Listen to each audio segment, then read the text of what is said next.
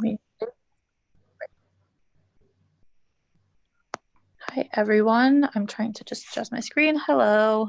Okay, perfect. Can everyone hear me okay? Excellent. Okay, nice to see everyone. I'm on my phone, so let me know if I have any issues. Just someone say that they can't hear me. Hopefully the Wi-Fi will be good. I'm in America, so things are just a little bit different than normal when I set up to teach on Zoom. Okay, we're going to talk about the Parsha today, and it was a weirdly emotional experience writing today's Shiur, and I'm going to explain why. Every time we approach a text, it's not like it was the time we approached it before, or certainly the times before that. It's not that the text changes, obviously, but we change every time we approach the text, and how we've changed and who we've turned into, that impacts the lens through which we see the world. So when we change and when we grow, the text changes and the text grows with us. And the characters in Tanakh also grow with us. So approaching this text this year, to me, was like a very eye-opening experience and was very different than it has been in the past. I've learned the story of Yehuda and Tamar in quite a few contexts. I learned it in high school. It was like glossed over a little bit. It was kind of a forbidden text. In university, I learned it kind of at an academic university level at Stern. And I learned it once with Rabbi David Foreman, who is a tremendous, tremendous Tanakh scholar.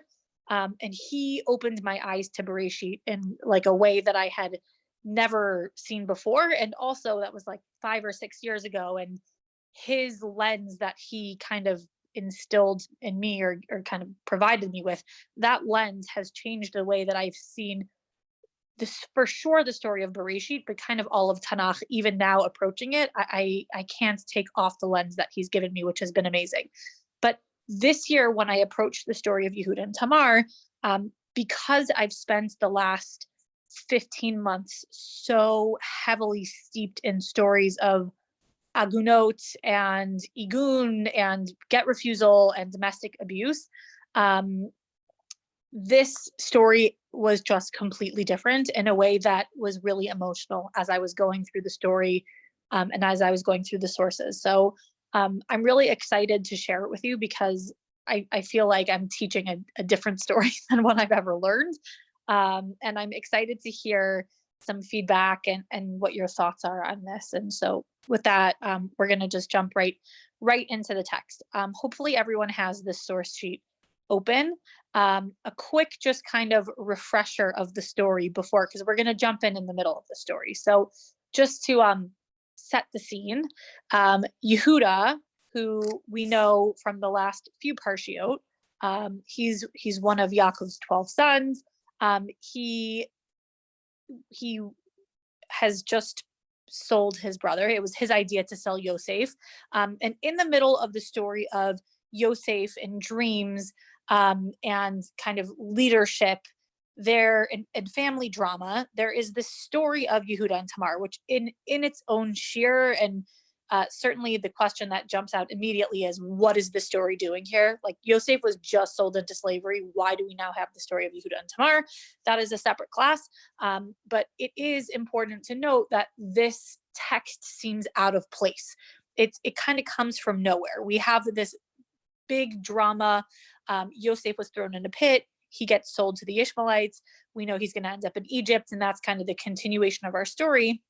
But there is immediately, just when encountering this text, beside for the content being kind of jarring, its placement is jarring, which begs us as learners of Tanakh to stop and realize that there's something different and important about this story. So Yehuda, one of the brothers who it was his idea to sell Yosef into slavery, Yehuda has some sons. His oldest son's name is and sorry, I'm just gonna go grab a phone charger because I was not planning on being on my phone. Is the eldest son, and marries a woman named Tamar. Hold on. I'm so sorry. I was not planning on being on my phone, and now I need to grab a charger. 1 minute. So sorry, everyone. Okay. As I am doing this, I will keep talking. Okay. So marries this woman named Tamar because Judaism at this point is kind of based within one family.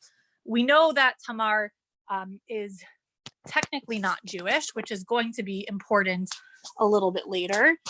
Tamar she joins the family, and the pasuk, the first source, the pasuk teaches us, "Vayikach Yehuda isha le'er bechoro ushma Tamar."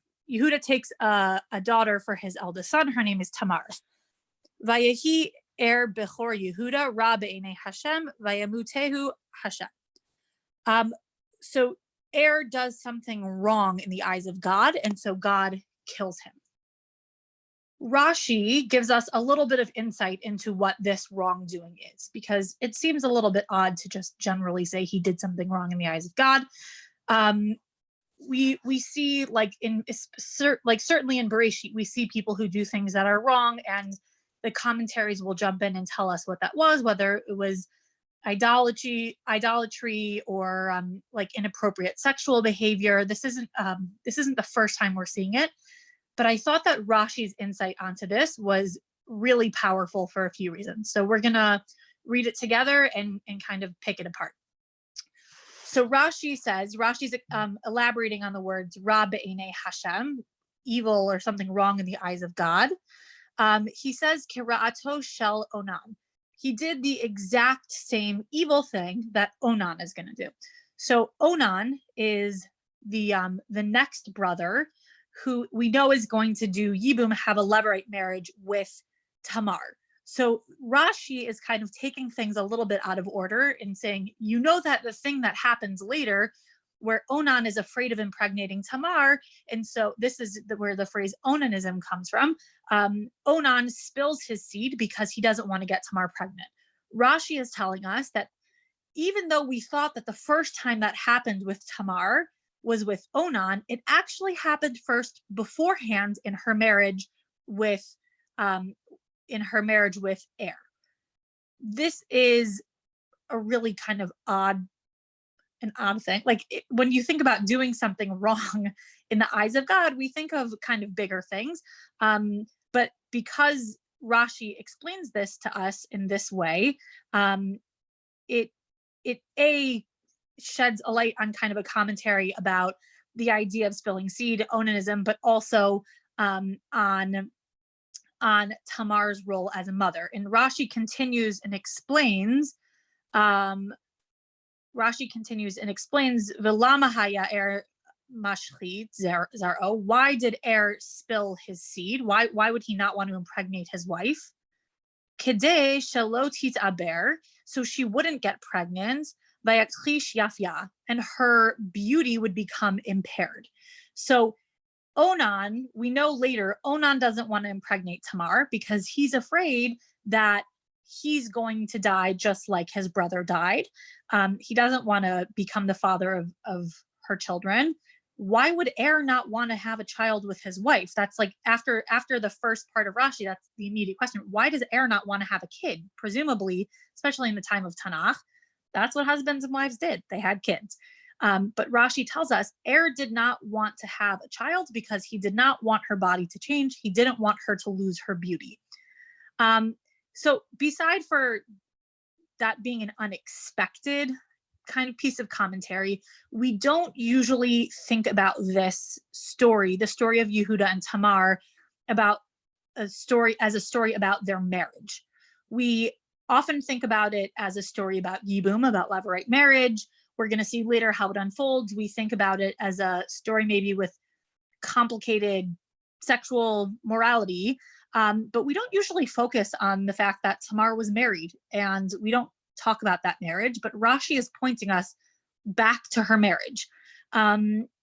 So it's important for us to know this as context going into the broader story, that there was something complicated about her marriage. And what jumps out to me after reading this particular Rashi is that, first of all, there's a difference between what she wants and what's wanted for her. We presume she wants children. There weren't many other options of things to want for women back then. So we presume she wants children. She's a married woman. And at the end of the day, neither her fertility, like in this story, or her future, which we're going to see later on, neither of those things are in her own hands. It all depends at this point on what her husband, Er, wants. He's put a premium on her beauty, which Er decides overrides her role as a mother. He would rather keep her figure and keep the beauty that he has right now than for her to have children and for her to fulfill her role in that way. Obviously, as a woman, this is kind of upsetting. Certainly as someone who's just given birth, this is pretty upsetting to read. But at the same time, it does point to a problem that exists earlier than we thought it did. Later, when we see Tamar is kind of stuck, she's waiting for a levirate marriage, she's waiting for a younger son to grow up to marry her, we think that at that point, her future is not in her hands. But after reading this Rashi, it actually shows us that it was never in her hands. She never really had any choice about what was going to happen to her. Even from the beginning, a marriage that seemed on the surface to be a normal kind of fine marriage is pretty complicated and full of decisions that she was not making. Does anyone have any thoughts on this before we move forward?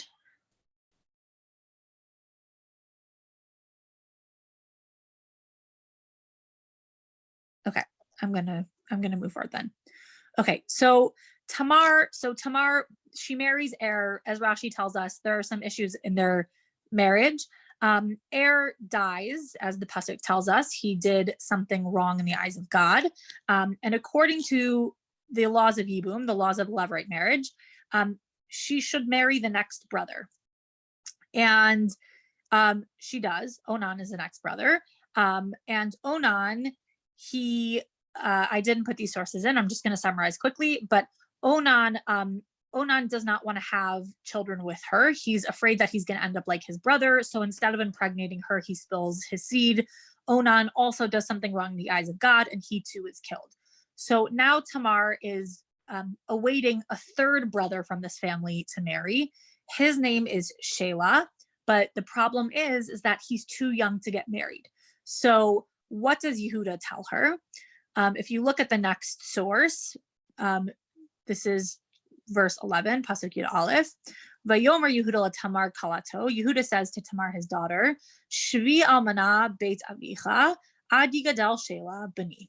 Go back to your father's house, remain a widow, live your life like a widow, meaning you can't really move on. This is a different kind of widowhood, because the practice of chalitza, where a man would release a woman from the levirate marriage, because they aren't doing that, she's now kind of trapped and waiting for this younger son to grow up. But the pasuk tells us, Ki Amar Penya Mutzgamhu.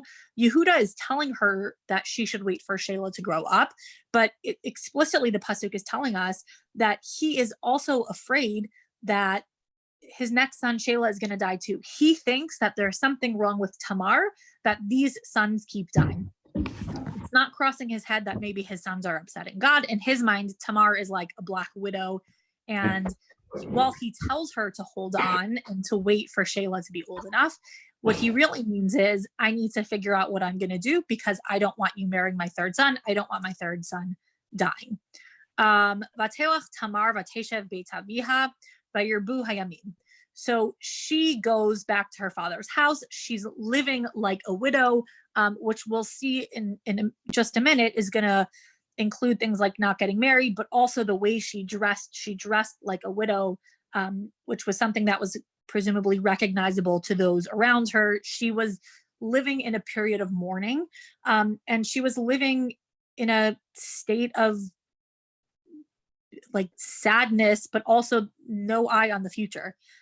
She wasn't allowed to remarry. She wasn't allowed to start a new family, be in a new home. She had to go home, and after having been married twice in Yehuda's home, I'm sure going back to her family was a pretty upsetting and jarring experience. But nevertheless, she's told to go and she's told to wait. And then the pasuk says, "Vayarbu hayamim." The days go on and on. A lot of time passes.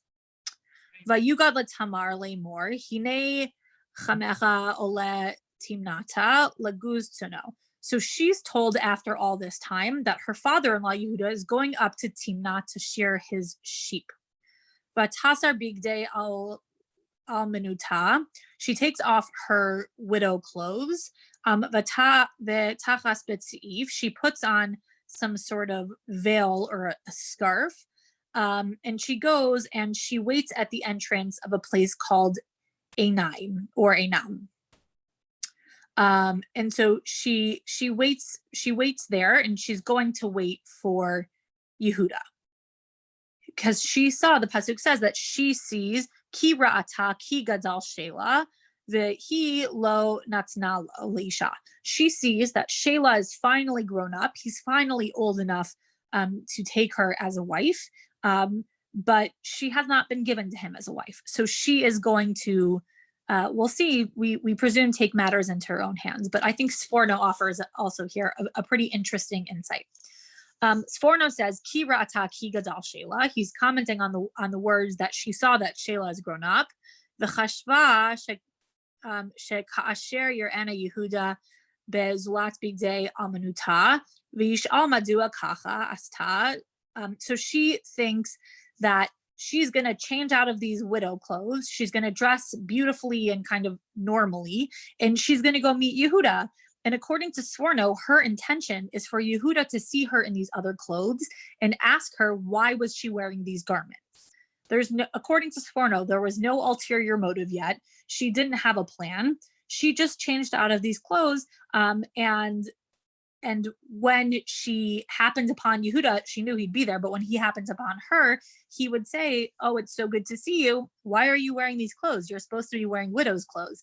And she would answer to him in that moment that the time had come for Shela to marry her, that enough time has passed. He's old enough. She's in these clothes because she doesn't need to be a widow anymore. So she's not going to dress like a widow.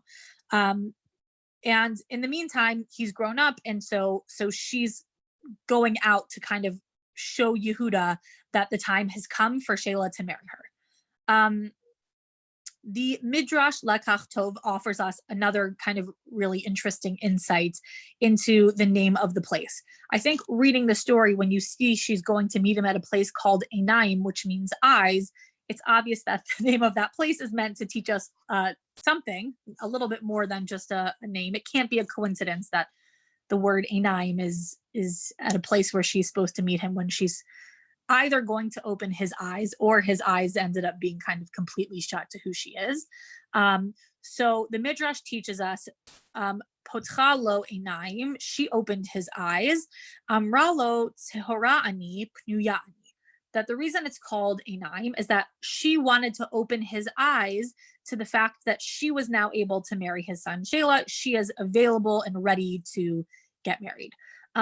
At this point, Tamar is clearly trying to work within the system, which I think is very interesting, because we don't think about Tamar as not being Jewish. And in a way, she's very much like Ruth in this sense. She married into this covenantal family, and there's really nothing from stopping her saying, I know that you do this levirate marriage, and these are the rules that you follow, but I'm not really Jewish, and I don't really belong, with your family. If I'm not married to one of your sons, I'm just going to go home. Like, I know it's your rules that I can't do that, but according to my rules, I can. So I'm going to go back to my people, get remarried there, and move on with my life. But she doesn't do that, and neither does Ruth. And I think that there's something very interesting about these women who come into the covenant, that they are very keen on working within the system. And it's a system they weren't born into. It's a system they opted into, but at the same time, it's become very important to them. I had never thought about Tamar that way before, that she actually didn't need to remain because the only reason she was Jewish is because she was married to first Er and then Onan.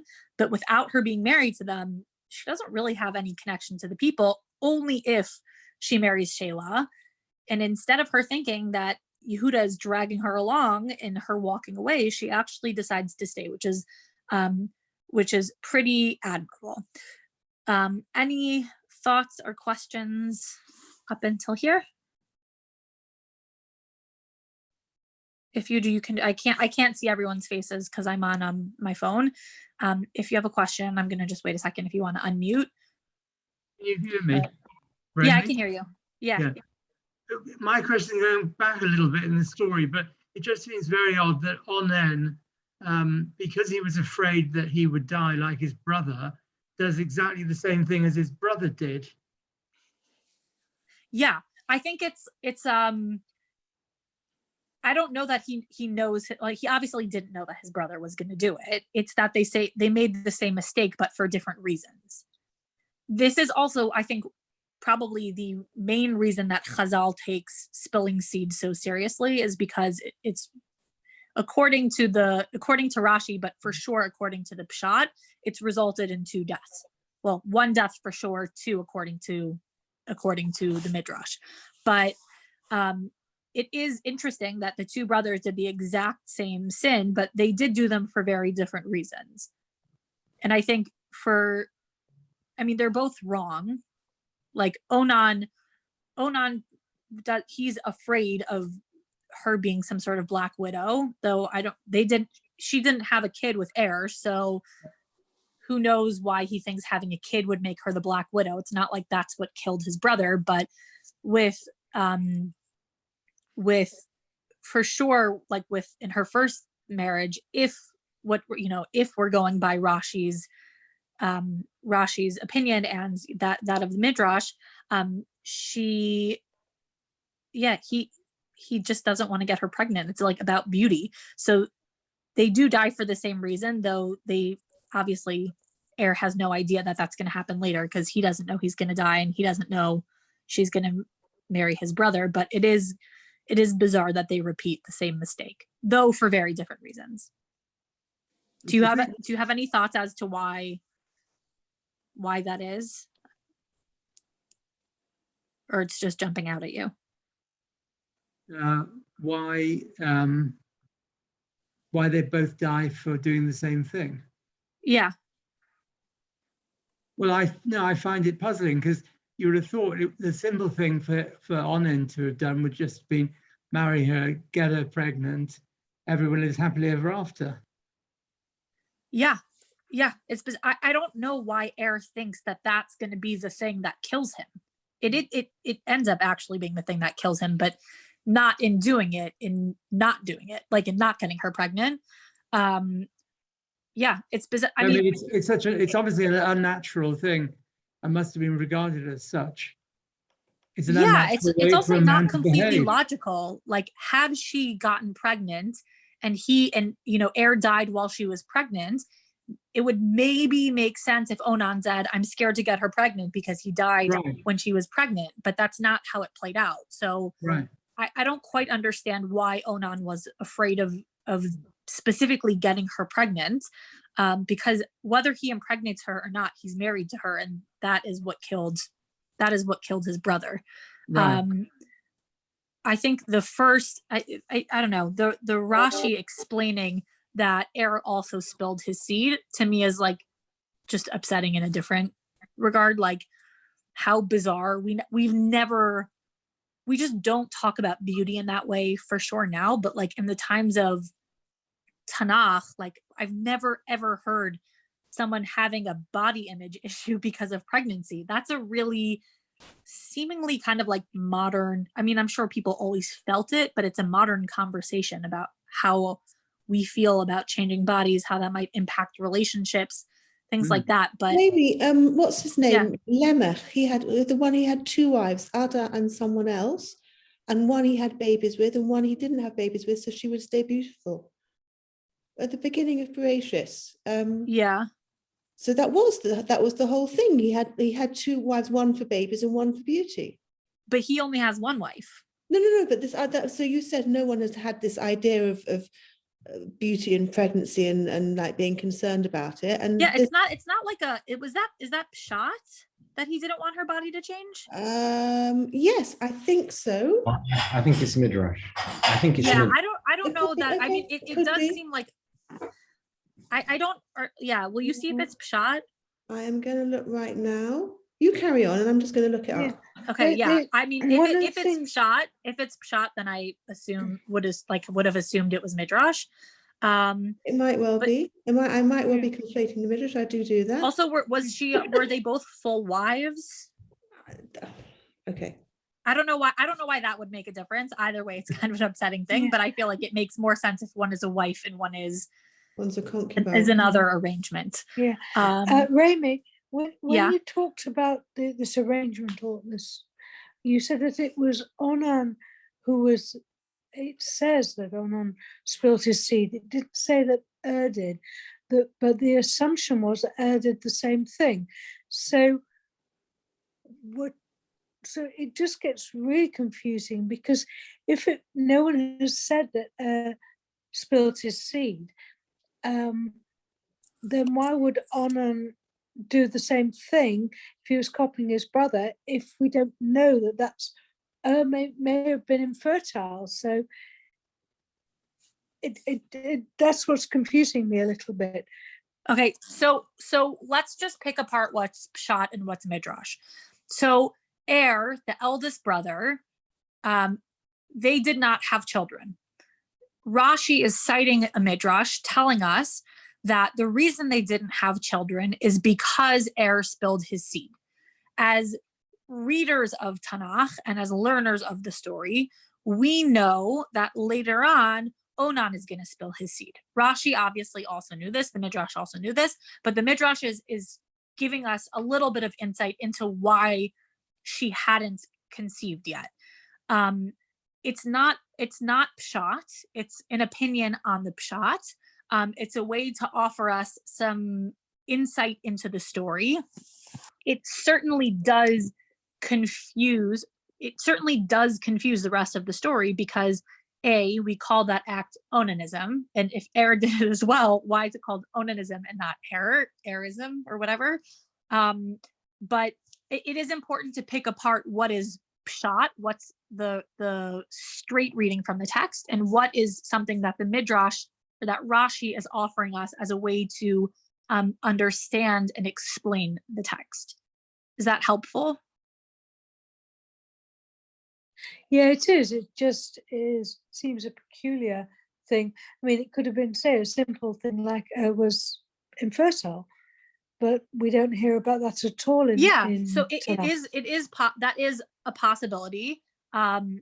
It definitely is a possibility. The Midrash is telling us that's not the case. But the very often when the Midrash fills in details like this for us, it's because it's trying to expand a little bit on the story or the character. So if the there's something they want us to learn from the Midrash, like about the character from the Midrash in that way. We do talk about, like, Midrash does touch on fertility. I think and it's possible that there is a Midrash that I haven't seen that does talk about fertility. But specifically this Midrash wants us to know as readers, or understand as readers, that going into the story, the first marriage wasn't as simple as what we would have thought. Certainly, like, thematically, this Midrash is much more spot on to the rest of the story, and the power dynamics and like fears and all of those different themes that are going to come up. The Midrash that Rashi tells us about spilling his seed plays much more into that story, and also offers us insight into the road we're going to go down. I think had it been fertility, and again, maybe there's another Midrash, had that been the case, it doesn't expound on the story in the same way, and it doesn't highlight that issue from the marriage, which is fine. Midrash, there are different Midrashim that highlight different things, but I think for the road that the shot goes down, certainly, but also for the road we're going to go down, that midrash really speaks to me about power dynamics in the rest of the story. Can I ask you, do you think levirate marriage or some similar sort of arrangement happened in other tribes and in other environments, or do you think that it only happened amongst Jews? Because presumably they did it in order to maintain or retain the dowry of that woman too. So it seems, I just wonder when you think it arose or how it arose in other groups as well, and maybe the reason that there was no point in going back, you know, you kind of was because actually that's all there was elsewhere as well. It wasn't just that Jews did it and that's why she made the contact, or was it just that there were other was there any point in going home, if you see what I mean? Was it just the same wherever you went? So I don't know that. I don't know enough about like history outside of Tanakh. Even within Tanakh, I don't know if other cultures did it. I will say one of the most interesting experiences I've ever been to personally is a levirate marriage of an Amish family. I had never known that they do that until I saw it happen, but the camp I grew up, that I went to growing up in very rural Pennsylvania, is in Amish country, and they would very often do big family gatherings on the camp's ground. And one time they had a levirate marriage. It was the most interesting kind of bizarre experience. So I assume other people did it. I think part of, beside for the practical reason of the dowry, I think there are other practical reasons, like for someone like Tamar, or a woman who basically gets up and moves to a different country or takes on a new religion like Tamar, like Ruth. It's kind of like a convenience thing. Like what are you going to do? Go back after you've lived a whole nother life in a completely different culture and committed yourself to it? It would be odd. It would maybe be understandable, but if you can imagine, Tamar basically joins the covenant. And so for her to go back and live a non-covenantal life would be strange. But also, we don't look at the women, or the women who marry in, or the people who choose to join the covenant, as something that is just like a convenience or because they married into it. We see all of the women in Sefer Bereshit who are part of the covenantal family. Once they're in, they're in.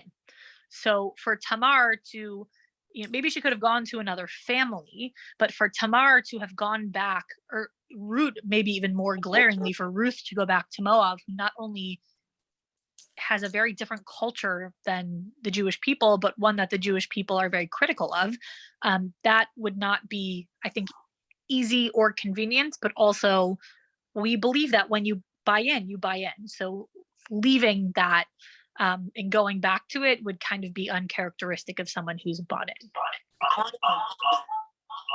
it. Vicky, did you find it?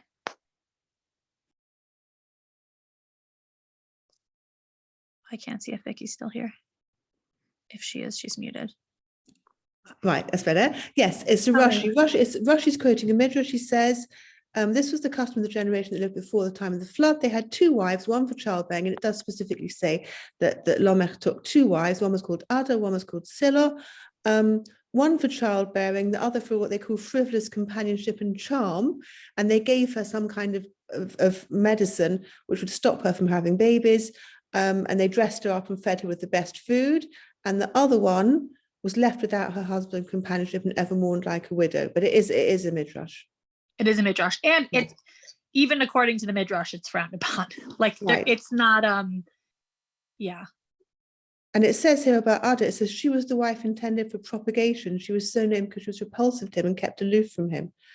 And then the other one, Scylla, was in the shadow, and she was the one for companionship.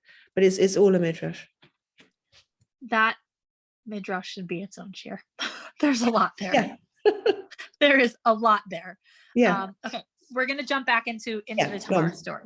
So Tamar, realizing she goes out, according to the midrash, she's trying, or according to the Sforno, actually, the Sforno and the midrash, her intention in going out to meet Yehuda is that she's going to ask for Shelah to be given to her, for her to be given to him. the time has come. I would like to be married again to your son, who is, according to the laws of Yibum, rightfully her future. We know that that's not the case. We know that what ends up happening is that she has a veil over her face. She's waiting in the entryway. Yehuda sees her and either thinks she's a prostitute or just thinks she's a beautiful woman. He's very interested in her. He expresses interest. She sleeps with him, and in order to have some sort of comfort that she's going to be compensated, she takes a few things from him. And then she gets herself dressed and she leaves. They have this kind of one night stand. So Yehuda, if we just jump to the next source where there's a 19 next to it. So she vatakam vatelech vataser tziyufa me'alea v'tilbosh bigdei al menuta. She gets up, she gets dressed, she leaves, and she puts back on her widow's garb. I think reading that pasuk after having read the other two midrashim that she changed because she was optimistic her future would change, like that she wouldn't be a widow anymore. If you bring that into this text now, it's possible that she realizes after this interaction that he is not looking to get Shayla married. He was interested for himself, or for some other reason that's not going to be the case, and she goes back to putting on her widow's garb. Yehuda vayishlach Yehuda aikadi ha'izim biyad re'ehu. Yehuda sends a goat with his friend so he can go pay her to redeem the pledge of the money that he owes her. Lo matzah. He can't find her. And I skipped a few psukim, but he's going around saying, I'm looking for a prostitute who was here yesterday or, here at this time. And everyone says there was no prostitute here. We don't know who you're talking about. So she kind of vanishes into thin air. Vayehi kemishlosh chodashim. 3 months later, vayugad leYehuda lemor zanta Tamar kalatech. 3 months later, someone goes to Yehuda and says to him, your daughter-in-law Tamar has acted like some sort of harlot. Vigam hine hara. She is now she's pregnant. She's gone out. She slept with someone, and she's pregnant with a child. Vayomer Yehuda. Yehuda says in response to this, Hotziuha batisaref. Take her out and burn her. So the reason he's so upset, and to kind of just zoom out for a moment, he thinks she's supposed to be living her life as a widow. She is not considered a married woman, but she is not free to go out and marry anyone else. He thinks that she has gone out and slept with some strange man who she shouldn't have be sleeping with, because in his mind, the only person she's supposed to be waiting for is Shayla. He thinks she's gone and been with someone else. She's acted in an improper way, and he wants to burn her. It is a little bit confusing that this is his reaction, because the punishment for Znut, for having some sort of affair, even if you are a married woman, and so there are all sorts of halachic implications, burning someone for that is not the way they're punished. So it's a bit of an overreaction, kind of personally, but also halachically, it's not really what was done. So he says he wants her to be burned. So as they're bringing her out, she sends back, I'm just paraphrasing for the sake of time, she sends back these belongings of his that she had taken that night. She sends his staff, all the things that she had taken, and she sends that message to her father-in-law and says, I am with child from the man who owns these things. And so she says to him, look at these, whose seal and whose cord, whose belt, and whose staff are these? Yehuda immediately recognizes them and says, she's pregnant with me, with my baby. And what he says is, and I read a really interesting thing here. His response is, Tzadka mimeni. She is more righteous than I am. So there's a lot of interesting commentary on those words. She is more righteous than I am. One that I had never seen before that I came across this time is simply like a repunctuation of these words. So instead of it being a phrase, Sadikami many, she is more righteous than I. This commentary punctuated it, Sadika, she is right, period, me many. This baby is from me. And it's a moment of not just saying she is more righteous than I am because she's taken the initiative to continue the family and to move things forward with her levirate marriage. He's also taking ownership for the fact that this child is his. And it's, she's clearly rewarded for her actions. She becomes pregnant with twins. And this makes her, her pregnancy and this larger story, we know is going to be part of the broader ancestry of both King David and ultimately the Messiah, the Mashiach. So just by way of kind of lineage, she is, like, we're being told that what she did was somewhat right, since she merits this legacy that comes after her. Her actions are hardly morally straightforward. It makes sense that she wants to have a child, but if she's choosing to opt into the system, she's supposed to have that child with Shayla. She's not supposed to have it with her father-in-law. But I think more than this, Yehuda's actions are just kind of morally bad until the end, when he does redeem himself and he does take responsibility for his actions and for the baby. He could have, she sent him these things in private and he could have said, I don't know what these are. I don't know whose belongings they are. You slept with someone else. But he does take ownership of what happened. And so he gets some credit for that. I wanna preface this next source by just saying Tikva Freimer-Kensky is a Bible scholar. She is an academic. This is not like a religious commentary. This is an academic commentary. But she brought in some really incredible points that I wanted to share with you. But I just wanted to preface it by saying this is an academic commentary, not a religious one. Before we jump into breaking down what happened with Yehuda and Tamar and whether or not it was right, or what the dynamics were, or the politics of it are, the power struggles within it. Does anyone have any thoughts before we do a kind of a deep dive into that?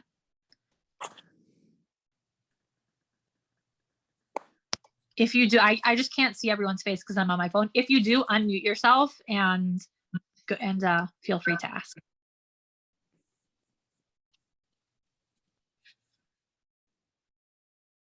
Okay, great. I'm going to read the next source. I found it to be really interesting, so I'm excited to know what you think. She says, recent writing has questioned the existence of a maternal instinct that drives women to have babies, and has focused instead on the patterns of early psychological development and socialization that create a nurturing woman and desire to mother. But there can be no doubt that in a society in which women's role is defined by motherhood and her status depends on it, barren wives can be expected to feel anxious and unsatisfied. Furthermore, in ancient Israel, women did not inherit property. As a result, the well-being of older women depended on their having sons to care for them in their later years. For all these reasons, a wife's desire for a child might be considered a search for self-benefit. However, the Bible did not consider women's search for children as being a selfish or self-preserving act. The goal of children was, in fact, a national goal. As a small country surrounded by enemies, Israel was conscious of its vulnerable situation and needed to maintain its population. In fact, all the objectives that women are portrayed as following are part of the national ethos of Israel. Women love their husbands, have children, take care of them, and protect the land. There is no discernible difference between these considerations and the goal of the people as a whole. The men of Israel want the very things that these women are shown as pursuing. There is, of course, one major difference between women and men. Some men were in positions of power with an active role in history. Women were not. This results in a major difference in priorities. For people outside the power structure do not have the same absolute allegiance to it as those within. The women of the Bible sometimes ignore authority in the pursuit of higher goals. Within the confines of the system, however, biblical women formulated their own goals and acted to achieve them. Without Rivka's trick, Yaakov might not have become the father of all Israel. And without the plots of Tamar and the later plans of Ruth and Naomi, there would have been no King David. So I found this to be really, really interesting. She hits on something really powerful that we started to discuss earlier in the Shiur when we talked about how Tamar didn't actually have to stay because she wasn't technically Jewish. So that is certainly true of Ruth. It's also true of Rivka. The women who we look at in Tanakh, they all kind of come from outside the system. And I think it's because of this. And she talks about the power dynamics, and when you're outside of the power structure, you don't have the same allegiance to it. But I think it might be true of like the system, like we know, obviously at that point it wasn't halacha yet, so the Torah hadn't been given, but whatever the system was of Judaism at that time, because they didn't have the same relationship to covenant and all the rules that went along with it, it seems like these women, they had the same end game. They wanted to continue the covenant. They wanted to have children, keep the family going. But because they grew up outside of this covenant, they are a little bit more unconventional with how they get things done. And I think they're not as afraid to go over, under, through, or it's like a big Sesame Street, over, under, through. They're not afraid to do what they have to do to get the job done. We certainly see that of Rivka. We see that now with Tamar. We're going to see it with Ruth. And I think the way that the Torah, the way that Tanakh shows us kind of like successes and rewards is through these kind of lineages. And if what they did was wrong, I don't know that we would see that they would be the ancestors of not just King David HaMelech, but also of the Mashiach. They obviously did something right if they are meriting this kind of incredible ancestry. So we could look at Tamar as like sort of a hero, and that's kind of how I've always looked at her. It's certainly how we look at Rivka. One of the interesting things about Rivka, which shows that things are a little bit more complicated, when we look at the story of Rivka, we usually look at it like she had a nevuah, she did what she had to do to get the job done, and so all's well that ends well. But Rivka is not mentioned again after this story. She kind of disappears. Maybe it's because she did her job, and so now we're kind of moving the covenant forward. It might be a little bit more complicated than that. But I think this kind of idea that like the hero does something right, so all's well, and we're going to continue the story, certainly is complicated in the story of Rivka that Tikva mentions, but also I think here it's a little bit more complicated than that. And coming back to this text, I couldn't help see Tamar as really anything other than a victim of her circumstances and a system that was meant to protect her but was failing her. So as a student of Rabbi Foreman, and also someone who loves just Tanakh and digests it in whatever forms I can, one of the things that jumped out to me immediately was that there are two Tamars in Tanakh, and that because of the connection of the names, there are no coincidences in Tanakh. It's all pointing us to different names, structures. They all point us to other places to learn from those places. So I wanted to look at the other story of Tamar from Shmuel Bet, because it couldn't be a coincidence that her name was Tamar, and she also goes through this really difficult incident. So I wanted to see what we can learn from there and bring it back to our story. I'm going to just paraphrase it for the sake of time because we're running out of time. Sorry, we started a few minutes late because of my technology issues. Okay, so in the story of Shmuel Bet, we are in chapter 13. It happened sometime afterward. Avshalom, the son of David Hamelech, has a beautiful sister named Tamar. And Amnon, the other son of David, becomes completely infatuated with her. They are half siblings. Amnon is so upset because he's obsessed with her. He like can't function. He will do anything to have her. He told his friend Yonadav that he just couldn't stop thinking about her. He was so infatuated. And Yonadav basically says to him, "Why are you so upset?" And he says, "I'm in love with Tamar." And they devise this whole plan. He pretends he's sick and he says, "I want Tamar to cook for me." Tamar comes in, he sends everyone out. She sits on the bed to give him some food, and he rapes her. And I just want to read the pasuk. Actually, we're not going to read the pasuk because we don't have time. As it's a very kind of painful description of what's happening. He lies on top of her. She yells, "This isn't what we do. You're my brother. This isn't really morally or halachically allowed," hoping that would stop him, but it doesn't.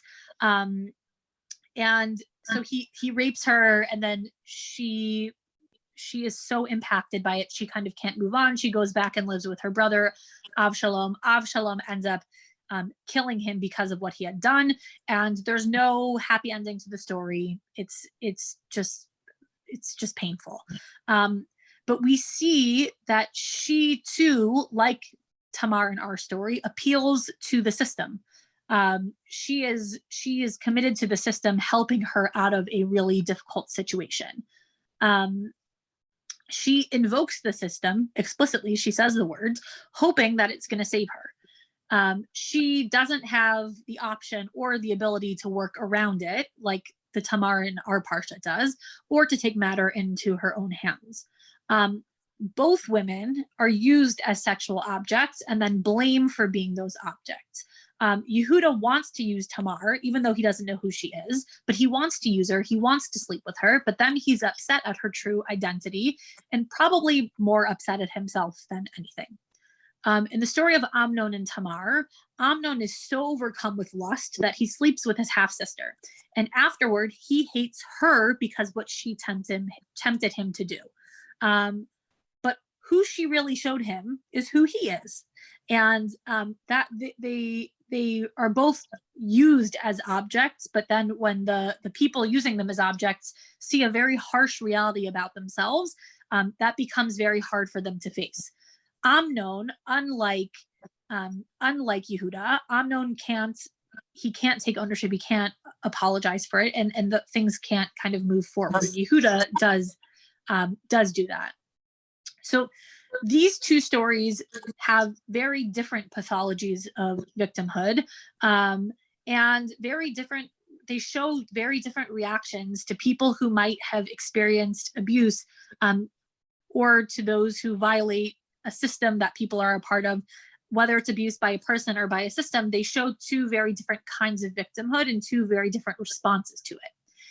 In both stories, as the woman is experiencing trauma, in that moment, she still has faith in the system to help her. In Sefer Shmuel, she outright invokes it. And in our Parsha, Tamar clearly believes in it because she's sticking around. She's not going back to her family. She's sticking around.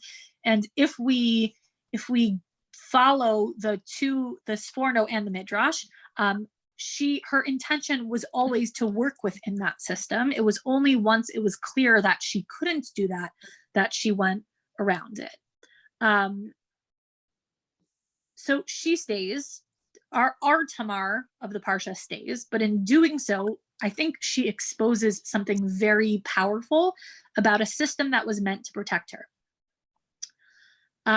Also, just as like an interesting aside, Tamar and Amnon are also both descendants of Tamar from our Parsha. And as Rabbi David Foreman, who I was really lucky enough to study with for a while, as he is taught these things in Sefer Bereshit, they're all acts of unfinished business that keep replaying. So his big kind of hashkafa, or his big like outlook on Sefer Bereshit, is that there are a lot of stories of deception, and because none of the generations fix themselves, none of them stop the deception. It keeps playing out until someone's going to fix it. Because Tamar and Amnon in Sefer Shmuel are descendants, it shows us that because they are still struggling with the same problem, it actually was never resolved in our Parsha to begin with. Though Yehuda takes responsibility, because we're seeing it resurface in the same family, the names point to each other, it doesn't seem like a coincidence, and it seems like it's resurfacing because it was never actually fixed.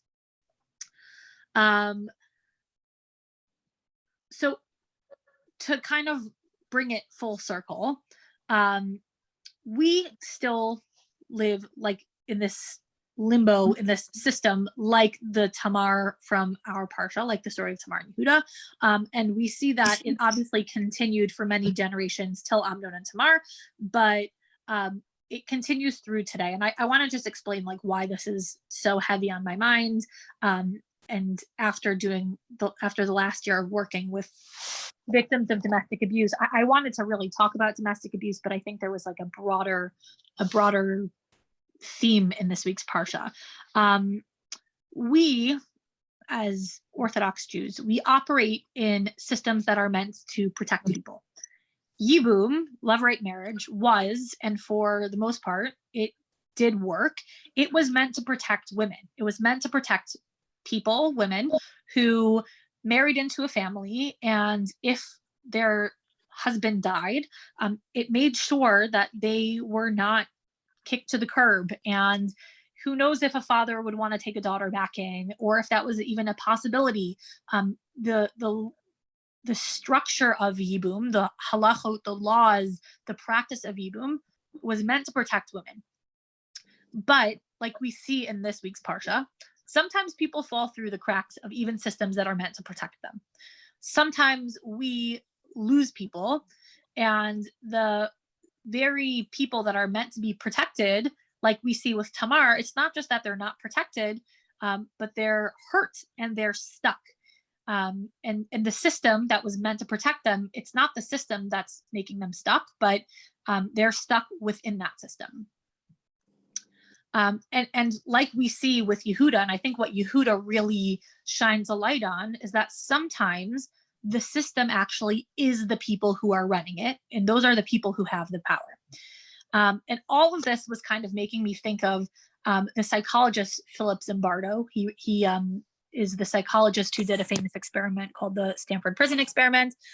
He has some very interesting and famous thoughts about like good and bad and power.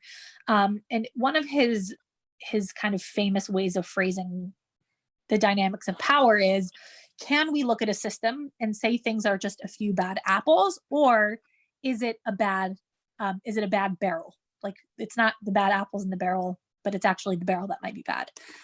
So the system Yibum was meant to protect women, but in this case, Tamar gets trapped within that system that was meant to protect her. So it's actually neither. It's neither a bad apple nor a bad system. It's just sometimes things happen.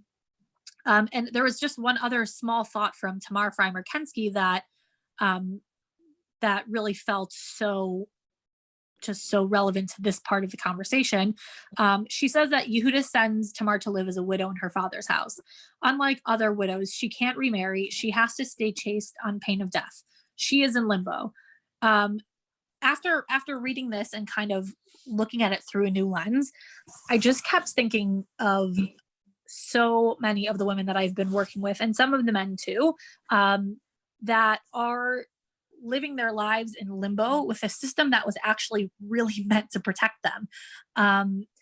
You know, the idea of a ketubah, of marriage the way it's practiced, it was created that way to protect women, to protect their rights, to protect them financially. And so it's not the system at all. It's not the system. But even sometimes in a system that for the most part is there to help people and does help people, the story of Tamar just really made me think of those who kind of fall through the cracks. People who are just stuck and are in limbo. It was really the word limbo that was just, it's so painful because there's nowhere for Tamar to go. If we look back to the Tamar story, she's stuck. She's just completely stuck, and she's the one who can do something about it.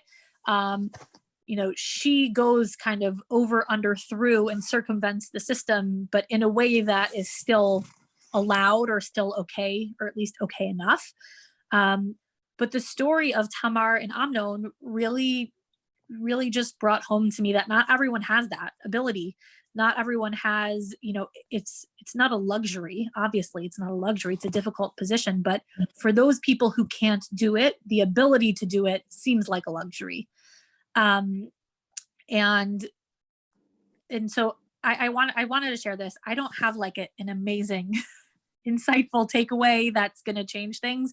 I think to me, just the story feeling so different this time is the takeaway.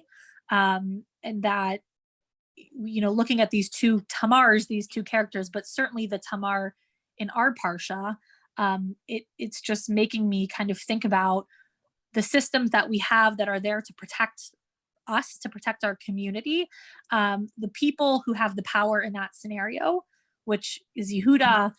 He completely has control over Tamar, and kind of how, as people who live within the system, how do we operate within that system when someone is stuck?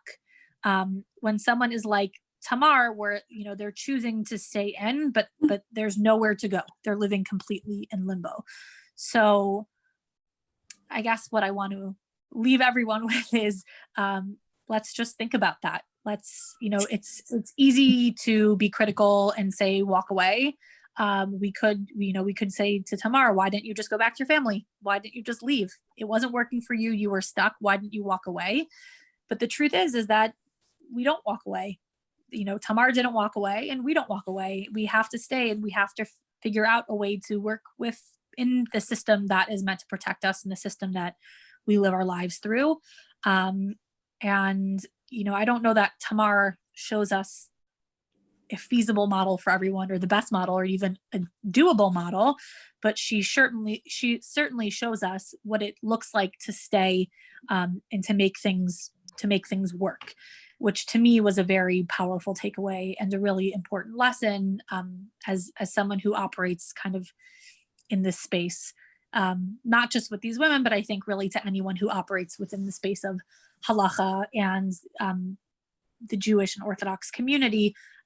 It's an important thing for us to take with us. Does anyone have any thoughts, questions? If you do, just unmute yourself because I can't see everyone.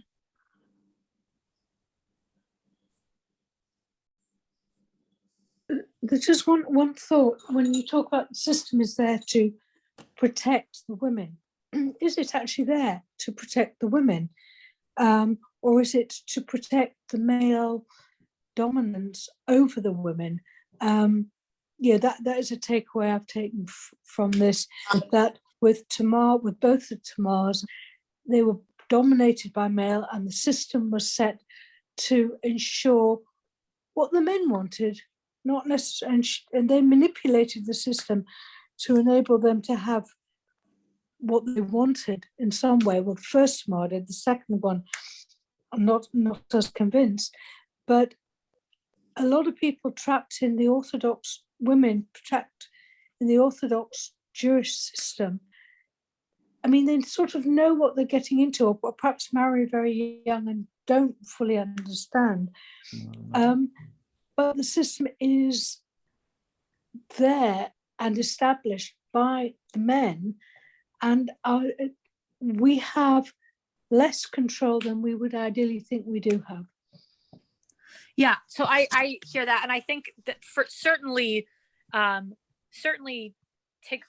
Freimer-Kensky is alluding to the very specific power balances, not like just within the family of Yehuda and Tamar, that he's the patriarch and she's subject to what he allows, but she is pointing to a broader gender dynamic.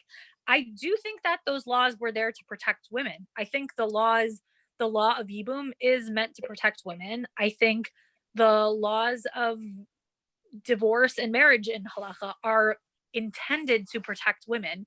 And I think because, for the most part, it does that. I think specifically with the laws of divorce,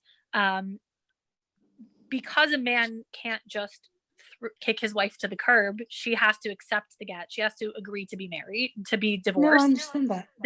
That is a very, it does protect her. I think the broader, or maybe the system works.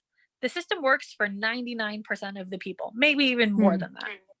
The question is, what happens when someone a little bit slips through the cracks? And it's not that the system is failing them. And I don't think it comes down to like is something as simple as like men have power and women don't.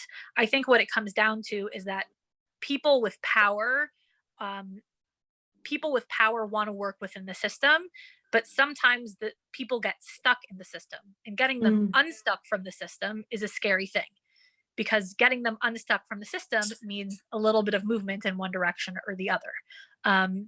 And to me, like at least after having, again, spent like a year just completely steeped in this in all across communities, I think I probably expected to come out and say that like this is a men-women thing where like men have the power and women are subject to the system. But I think one of the main things I've learned over the last year is that it's not about men having control over women or men controlling women's destinies. It's about people working within the system and believing in the system, and facing the reality that someone could get stuck in that system is a very tough pill to swallow. But getting them out of that stuckness or limbo or whatever it is requires something courageous. And we see Tamar did that courageous thing. But it's what Tikva Freimer-Kensky is saying is that sometimes the women had the bravery to do that because their relationship to the system was different to begin with. And sometimes the people who offered new insights into ways to get people out of limbo are people who haven't been allowed to make decisions in that space because of that power dynamic. Sometimes the lack of power actually allows people to see things in a different light, in a way that could help them. And I do think we do see that a lot, especially in the area of divorce. We do see a lot that adding women's voices to the conversation, who typically don't, like historically and communally, don't usually have power there, adding their voices to the conversation is very helpful in helping the people with the power make those decisions still within the system. But the challenge is working in the system. Leaving the system is painful, but it is practically the easy way out. The difficult thing is saying, well, we have to find a solution within a system, which means we have to acknowledge that if someone can slip through the cracks, the system isn't perfect. It's a great system. It almost always works. It's not perfect. It does its best, but how can we help those people who are in limbo? Right. But it is Tamar. The what's really protecting Tamar is Yibum, and that's what's giving her rights. And yet Yibum no longer applies. There's no longer. I mean, is that just because there's a different perception now about whether something like Yibum is actually a good way of protecting women? Yeah, my assumption is that Yibum does not apply anymore because people have more agency in their relationships, and women don't need that same level of protection. And if anything, marrying for love over circumstance makes the idea of Yibum a lot more uncomfortable. Right. Yeah. And for many reasons it's uncomfortable, but the idea that like you loved someone and now they're not there. It's painful enough to think about moving on, but to have to be with, by default, someone who you don't love, at best someone you don't love, but at worst someone who's like your brother is odd. But we're saying that in that stage in history, that was the best that could be done for women, even if Yeah, now I think at that point in history, it definitely was beneficial to women because A, the dowry didn't have to get reworked out. B, for someone like Tamar, and especially at this specific point historically in Sefer Bereshit, Tamar wasn't Jewish, so she opted into the covenantal family. And if we believe that in her opting in, she began to live a Jewish lifestyle, actually leaving that would be difficult and, I don't know, maybe not fair. Right. I suppose what is a bit odd is that instead of Yibum just being abolished, as I understand it now, is actually a prohibition on a brother marrying the widow of his brother's widow. That's actually become forbidden as opposed to just not enforced. But that may be another area for another. It also could be, that is also another way of protecting women. Now that women are in a different circumstance, the idea of doing Yibum is weird and like gross and bizarre. So in order to protect women, it's not that we don't do it, but it's that you can't do it. Okay, I'm going to stop everybody there and thank Ramie for a fascinating presentation and certainly new insights into the Parashah and also pulling out the contemporary relevance. And if people have more questions or things they'd like to discuss with her, they can do it in private and catch her another time. So Ramie, thank you very much. Thank you everybody else. Thank you. Sorry for all the technology. No, don't worry. It happens. In the beginning. It always happens. Don't worry about that. Okay, thank you very much, everybody. Thank you. That was great. Thank you very much. Bye. Bye.